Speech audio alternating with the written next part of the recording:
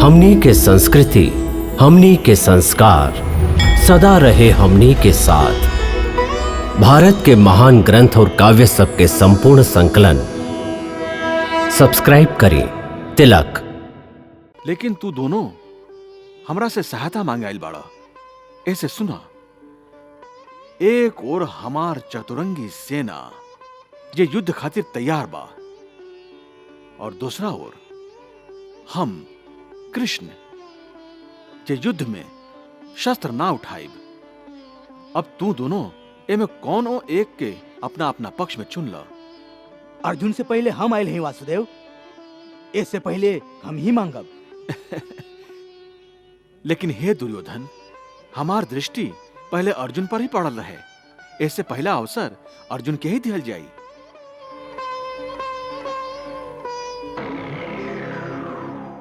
हे केशव, हम खाली तोहके ही अपन पक्ष में मांगे आयल रही।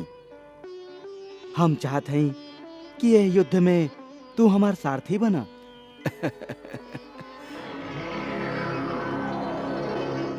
और दुर्योधन तू? हम आपके चतुरांगनी सेना मांग रहल हैं। तथास्तु।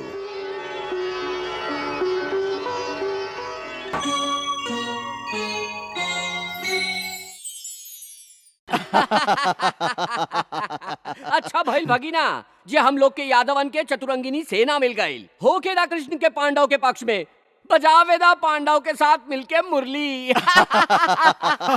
हाँ मित्र दुर्योधन, अब तो हमरा लगे सेना के विशाल सागर बा। अस्त्र शस्त्र से सुसज्जित सेना के हम लोग के तो कोनो कमी नहीं खे। बाकी ऐसन अक्षौणी सेना खातिर हम लोग के एगो परम प्रतापी सेनापति की आवश्यकता बा।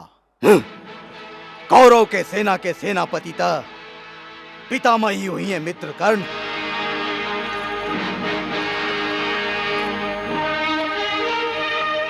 हम अवश्य कौरव के सेनापति बनब वत्स, अवश्य सेनापति बनब।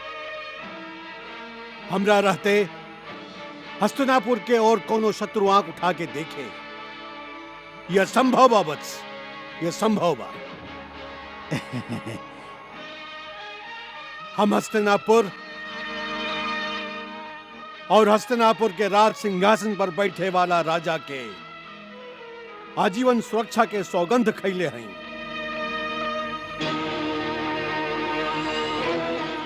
लेकिन वत्स, यह युद्ध में हमरो एगो शर्त हुई। शर्त? कैसन शर्त पितामह? बेटा, हम कुरुवंश के सबसे ज्येष्ठ व्यक्ति हैं। हमरा गोदी में बैठ के और हमरे बाह में झूला झूल के तू और पांडव अपना बचपन से जवानी तक के यात्रा तय कैला।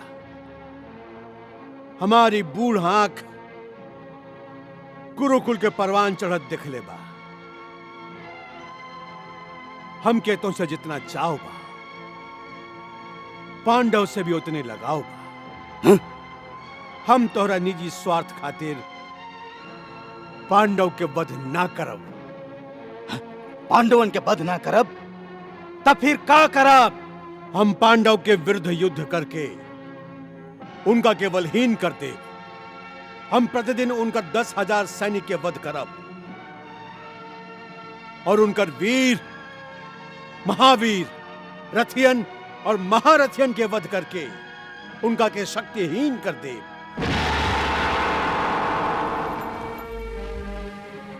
लेकिन हम पांडवन के वध ना करब।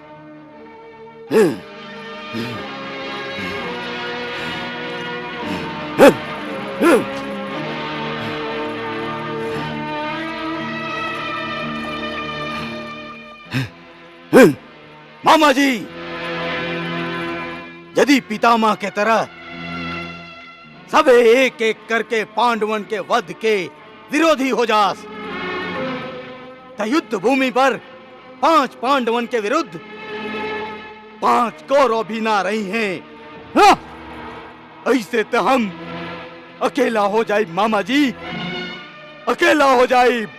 ना मित्र दुर्योधन, अभी मित्रता के नाम पर जान देवे वाला महावीर कर्ण जीवित बा। हमरा रहते तू अकेले ना हो सका। तोहार आपन तो के धोखा दे सकेलन, बाकी हम ना। हाँ भगीना, अंगराज कर्ण ठीक कहत बाड़न। पितामह के पांडवन के वध ना करे के शर्त था हमरा विश्वास के दुर्ग के रेत के दीवार के तरह ढा देलस।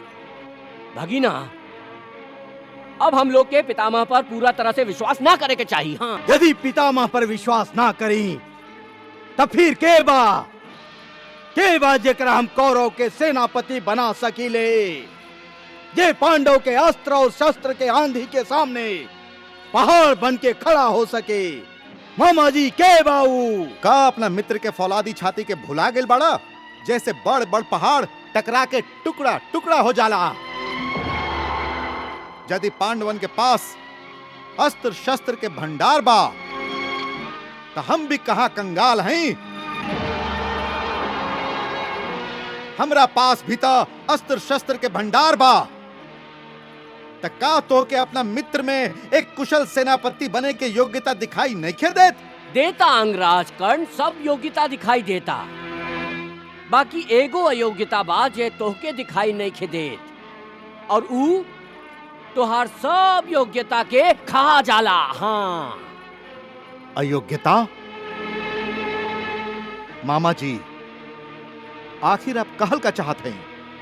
उहे जे तू सुन ले तो हमेशा बाड़ा, बाकी मनला आज तक नहीं खा कि तू एगो सूत पुत्र बड़ा। सूत पुत्र?